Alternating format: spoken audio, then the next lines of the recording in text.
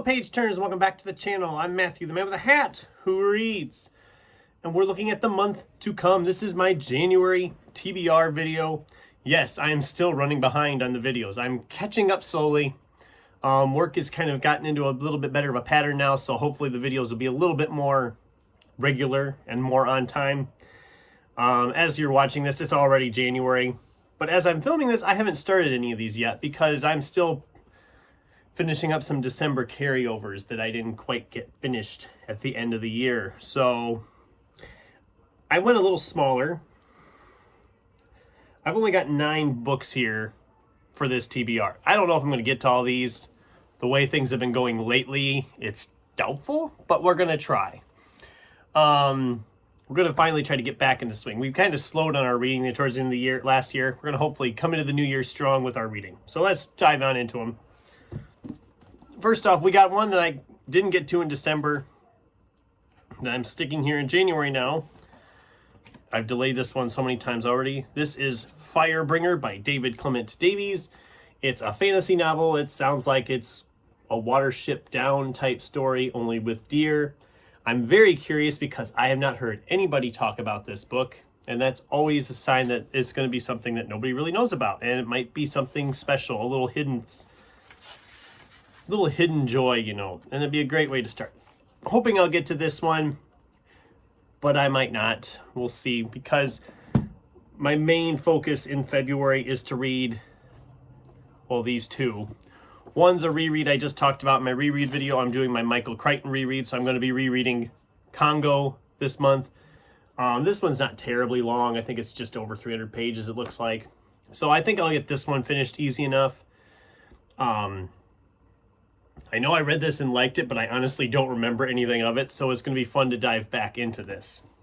The one I definitely want to get to here in January is the book that has been on my, well, it's been in my physical TBR probably longer than anything else I have, and that is Eric Flint's 1632.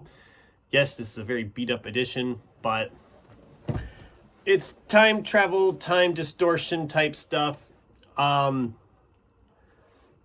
wanted to read this one for a while. I'm hoping I end up loving this. I'm fearful that as long as I've waited, it won't vibe with me like I hope, but we'll see.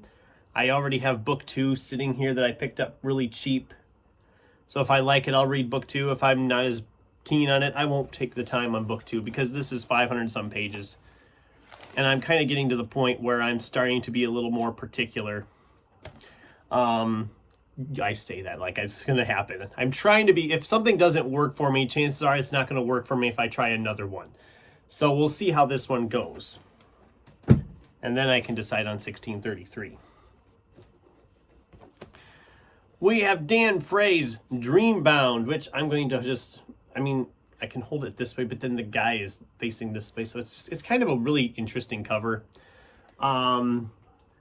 This one, I'm just going to give you the brief little synopsis here, that a father must investigate the magical underbelly of Los Angeles to find his daughter, who has seemingly disappeared into the fantastical universe of her favorite books. That sounds like something I would like. I read Dan Frey previously. What was the name of that book? The Future is Ours? Future is Yours. I read that a few years ago, and I knew nothing about that one when I picked it up, and it was fantastic.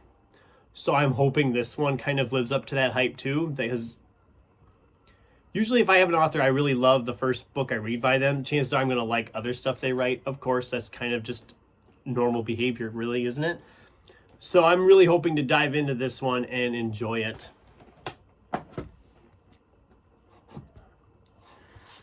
We need to read more Dean Koontz. I've said that before, and I have a couple of Dean Koontz ones. I picked this one up from my stack for this month, and I'm starting to think I shouldn't have because I didn't realize that this book was as long as it was. This is One Door Away from Heaven, and it is 680 pages. I did not realize it was that long.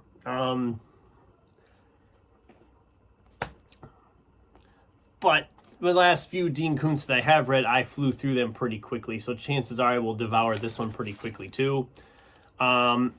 Again, if I don't like this one, I'm not out that much. I only spent like $1 on this book. So you can't say no to $1 book. I mean, you just can't. Well, you can, but why would you? It seems like a stupid idea. We have here Richard Lang's Rovers, which features Bad Pennies, a bonus story. It sounds like it's a vampire novel. As it says, Jesse and his brother Edgar are on the road in search of victims. They're rovers, nearly indestructible, nocturnal beings who must consume human blood to survive. For 70 years, they've lurked on the fringes of society, roaming from town to town, dingy motel to dingy motel, stalking the transients, addicts, and sex workers they feed on. So, yeah. And it's set in 1976. So, have we had a vampire novel set in the 70s? I don't know. I don't know a lot about this book either. I found this one through Hamilton Book and it was fairly cheap, so I thought, I'll give it a shot. Let's see, how long is it? 292. That's not counting the bonus story, which is actually in here afterwards, and it's set before this, so I don't know if I should read that story first and then read the book, or read the book and then the story. You got this awesome illustration, though, at the very end of the book, so I'm going to take a wild guess and say he's toast. Are there any other illustrations, or is that the only one? Oh, here we go. Ooh. Dun, dun, dun. Suspense. Death. Help. Police. Danger. Ooh, here we go. At this point, I'm just showing off illustrations, but I didn't even realize this book had illustrations in it and pictures, so that's kind of fun. Oh, guy with a kitty, which I didn't even see the kitty at first. Let's see if we can find one more illustration before we move on to the next book. Or I know we're padding the runtime on this video now, aren't we? Maybe I hit all the pictures. Oh, I think we have hit all the pictures, guys. I'm not seeing any more. Oh, there we go. More guns and danger. Okay, moving on. It sounds like a fun vampire one. I need to get more horror spread throughout the year instead of just in October, so here we go. I don't need to tell much about this one. I have loved the previous 3 books in this series I have read so far, so I don't see this one being any different. This is Twilight Falls by Juno Black, another Shady Hollow mystery. I have loved this series so far. And like I said, I don't see that changing. I mean, it's animals living in this little village out in the woods. They're all like, the village is all like, they all wear clothes. It's like they're humans, except they're animals. It's really kind of a fun, cozy mystery series. Like I said, they make me feel good. And I'm excited to tackle this one here soon.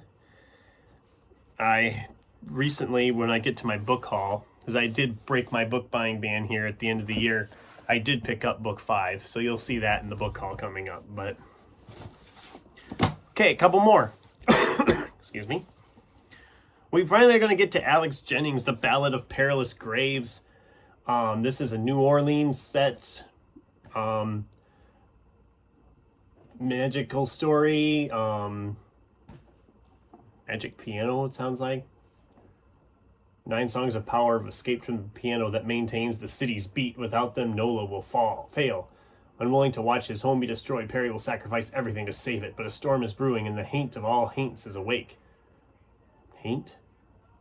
Is it supposed to be saint? Haint, saint? I don't know. We'll find out when we read it, I guess. It's decently long. It's just over 450 pages. I know some people had read this and they really liked it. So we'll see. We'll see how I enjoy it. And finally, if I get time, we have, I don't know on this one. This is Argyle by Ellie Conway. My girlfriend and I went to this movie when it came out here, what was it, 2 years ago almost now? And we were in the minority that we actually enjoyed it a lot more than some people have. It'd be 2 years this February. We thought it was a fun time. It was overly long. I am curious how much of the movie was in the book. They wrote the book after the movie was kind of, at the same time the movie was kind of coming out. So I'm kind of curious on that. It's not terribly long. It's like 300 some pages, looks like. 362, 363. So we'll see how it goes. Like I said, I liked the movie. I didn't love the movie. I thought it was better than people were making it out to be. But we'll see how it goes when I actually read the book. So let's see if I can get them all. I should be able to do the money shot here. This pile's not as big as sometimes. So here we go. Money shot. Ta-da. My complete TBR for January 2026. We'll see if I actually get to all these. Some of these are a lot thicker than I realized when I was pulling them out. So it'll be interesting to see how we do. So that's the video, guys. What'd you think? Have you read any of these? Did you love any of these? Did you hate any of these? And what's on your TBRs for January? I'd love to hear from you in the comments down below. Thanks for watching, and until next time, keep turning pages.